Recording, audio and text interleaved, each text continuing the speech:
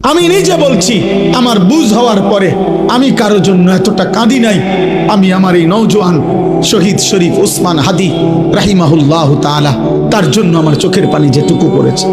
আমার শায়েখ আল্লামা মুফতি মুশতাকুন নবী কাসিমি, আমি তাকে দেখছি বাচ্চার মতো অজরে কাঁদছে।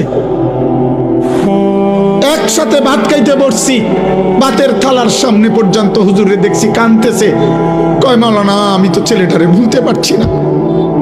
আজকে তোমরা দেখছো, সারা পৃথিবী দেখছে, একজন 33 বছর বয়সের যুবক। এই যুবক ইমানদার ছিল।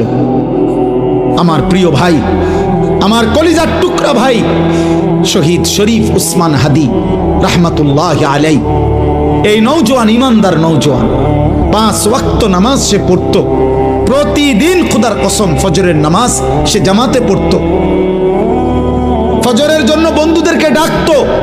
ফজরের নামাজ পড়ে তার সংসদীয় এলাকা, যেখান থেকে সে স্বতন্ত্র প্রার্থী হতে চেয়েছে, সেখানে ওয়ার্কিং করত। যেদিন গুলিবিদ্ধ হয়েছে সেদিন তো সে জুমার নামাজ পড়ে আল্লাহকে সেজদা দিয়ে মসজিদ থেকে বাইর হয়েছে। এর কিছুক্ষণের মধ্যেই সে গুলিবিদ্ধ হয়েছে।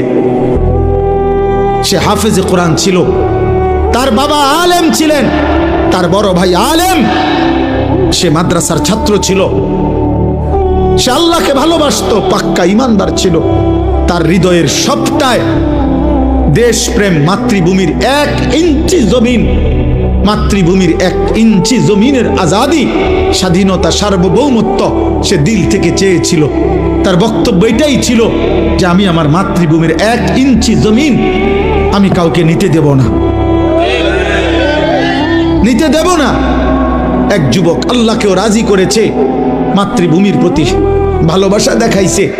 ঈমান এবং দেশপ্রেম, এই 2 জিনিস তার মধ্যে একত্র হওয়াতে, তোমরা ভাই বলো, একটা ছেলে বলো, তোমরাও দেখছো, আমরাও দেখছি, গোটা বাংলাদেশের লক্ষ লক্ষ আলেম, মুফতি, মুহাদ্দিস, পীর, বুজুর্গ, আউলিয়া, ইমাম, খতিব, মুয়াজ্জিন, তালেবে ইলম, হাফেজে কোরআন, বুড়া মানুষ, জওয়ান মানুষ, বাচ্চা মানুষ, আরে বাবা, এই জাতির 18 কোটি মানুষ মনে হয় তার জন্য অঝরে চোখের পানি ফেলছে।